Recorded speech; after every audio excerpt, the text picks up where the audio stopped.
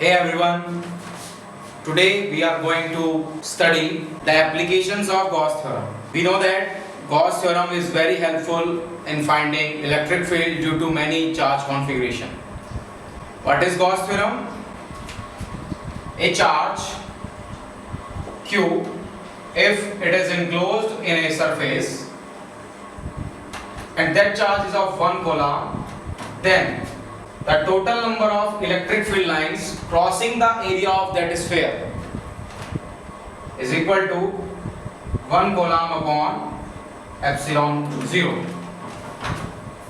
which is 1 coulomb upon 8.85 into 10 to the power minus 12, comparable to 10 to the power 12 Newton पर coulomb metre square. इसका मतलब क्या है? अगर हमारे पास 1 कोलॉम्ब का चार्ज होगा तो अगर वो किसी भी सरफेस में इनक्लोज्ड है, उसका मतलब ये है कि वो उस सरफेस में से इतनी लाइंस निकाले, इलेक्ट्रिक फील्ड लाइंस, जो आपकी imaginary lines. So if you have 2 coulomb of charge, then the electric field lines become double. If you have 3 coulomb of charge, then it get tripled. So that is the significance of Gauss theorem. Hey everyone, today we are going to study the application of Gauss theorem, which is electric field intensity due to a hollow charged spherical shell. So you have a hollow sphere which is this, and hollow sphere का जो radius है वो r है और आपने इस sphere को q charge provide किया हुआ है।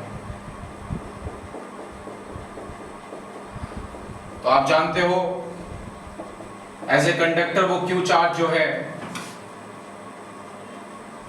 It is conducting.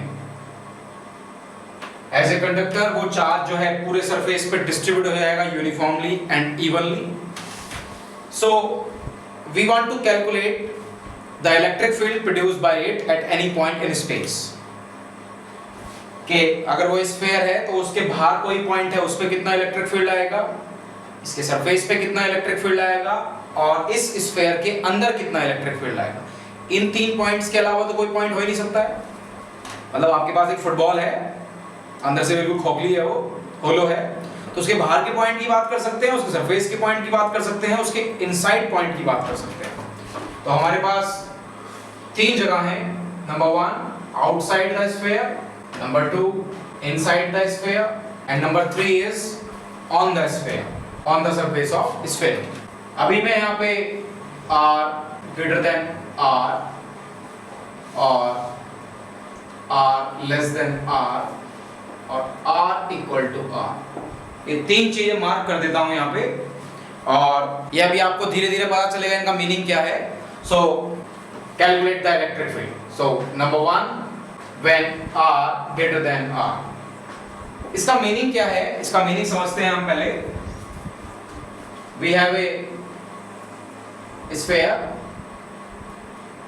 इसका रेडियस r है, इस सेंटर को o मान लेते हैं, the center is o.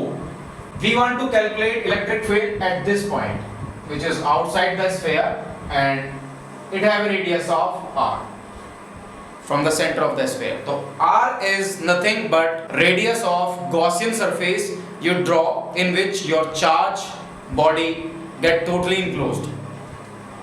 तो ये आपका Gaussian surface है। Gaussian surface में 2 सिमेट्रिक कंडीशंस होती हैं, वो पूरी होनी चाहिए, उसी के हिसाब से हम उसे चूज करते हैं। पहली सिमेट्रिक कंडीशन क्या है कि उस सरफेस के हर पॉइंट्स पे इलेक्ट्रिक फील्ड की वैल्यू सेम रहनी चाहिए। दूसरी कंडीशन क्या है, जो आपका सरफेस है गॉसियन सरफेस, उसका एरिया वेक्टर इलेक्ट्रिक फील्ड की डायरेक्शन में हो। आप लिखते हो ना फॉर्मूले में फ्लक्स में E डॉट ds, तो cos थीटा वाला फैक्टर है वो 1 बनेगा जब भी आप उससे थोड़ा हटा देते हो। तो यहीं पे ही हम बता देते हैं आपको what is r radius of Gaussian surface. So That's why r is greater than r. Okay?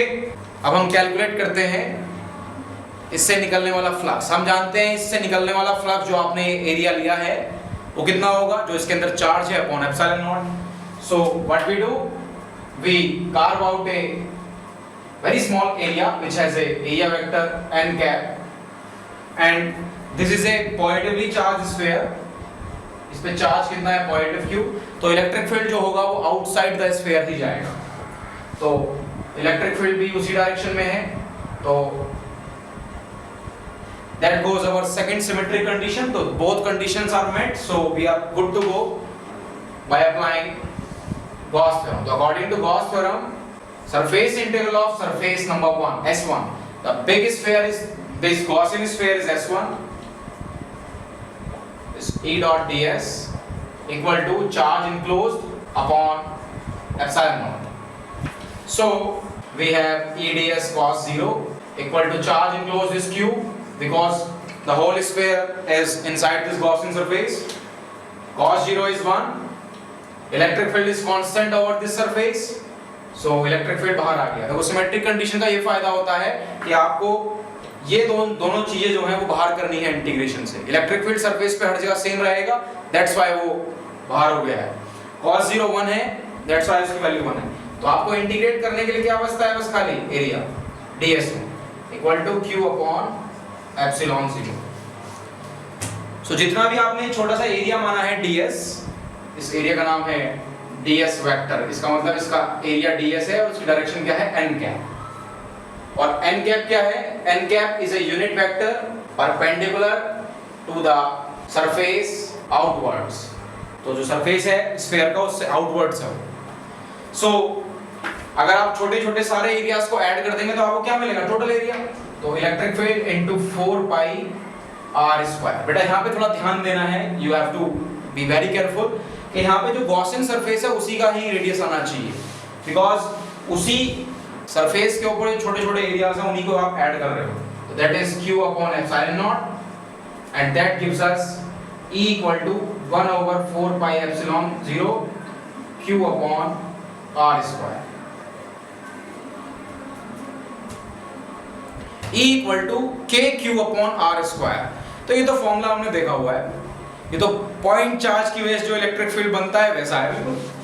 जैसे आप देखिए कि हमारे पास ये कोई जगह है O और यहाँ पे कोई भी चार्ज है Q प्लस Q, और आपसे पूछ लिया जाए कि बताओ इस पॉइंट P पे जो इससे कितनी दूर है, R डिस्टेंस पे, तो इस पे कितना इलेक्ट्रिक फील्ड बनाएगा। तो सिंपल सी कहानी है, A कितना होगा, 1 upon 4 pi epsilon 0 Q over R square. तो this electric field is same as that electric field. तो इसका मतलब क्या है कि अगर आपकी स्फीयर जो है वो चार्ज्ड है और उससे इलेक्ट्रिक फील्ड जो बना है तो किसी भी पॉइंट आउटसाइड पे वो होगा तो वो ऐसे बिहेव करेगी पूरी स्फीयर जैसे सारा का सारा चार्ज कहाँ हो, उसके सेंटर पे हो। आपकी जो स्फीयर है उस पे अगर चार्ज है तो वो इलेक्ट्रिक फील्ड बनाएगा।